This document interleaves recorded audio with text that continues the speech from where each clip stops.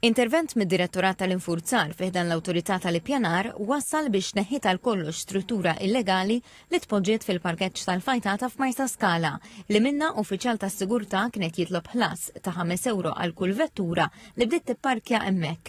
Din iż-żona li tranġat ftit ilu minn Infrastructure Malta bħala parti minn proġett USA ta' tisbieħ mal-kosta ta' Marsa Skala kienet fl-aħbarijiet wara li l-ġimgħa l-oħra nies ilmentaw li bdew jintalbu jħallsu biex jipparkjaw fuq art li qatt ma kienet biħlas. TVM News tkellem ma' Sit Joseph Attart li konferma li flimkien mal-Kunsill Lokali ta' Marsa Skala intlaqa ftehim temporanju biex in-nies ma jibqgħux jintalbu ħlas meta jipparkjaw il-vetturi tagħhom hemmhekk. Spjega li huma jrid ċaħat lill iskaliżi li jużaw dan il-parkeġġ b'xejn u les li jilħaq ftehim mal-Gvern dwar din l-art bil-periti tal-qorti. Fil-kawża li fetaħ fil-qorti s-Sur Attart tagħmilha ċara li hu mhux se jkun responsabbli għall-inċidenti li jistgħu jinqalgħu f'din l-art.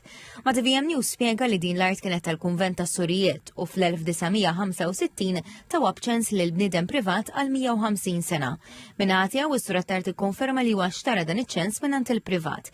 Mistoqsi dwar ix-xogħlijiet f'din iż-żona minn Infrastructure Malta, is-Sur Attart qal li ma kellux idea b'dawn ix-xogħlijiet għax kien imsiefer u meta ġie lura Malta fl-aħħar ta' Ġunju qal li sab l-art tiegħu pavimentata. Irrimarka li hawnhekk għamel rapport mal-Pulizija. Sostna li hu se jkompli jikkopera mal-Gvern u mar-residenti ta' Witilajn. Is-Sindku Mario Calleja qal li din il-biċċar tila snin twal tintuża b'xejn bħala parkeġġ mill-pubbliku. Qal li din il-kwistjoni waqgħet f'ħoġru l-ġimgħa li għaddiet u beda jaħdem fuqha mill-ewwel.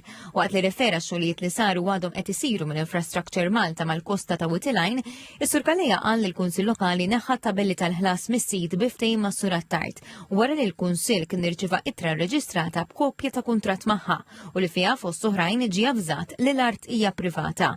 Qal li l-Kunsill Lokali qabel b'mod unanimu li din l-art tibqa' tintuża bħala parkeġġ pubbliku mingħajr ħlas.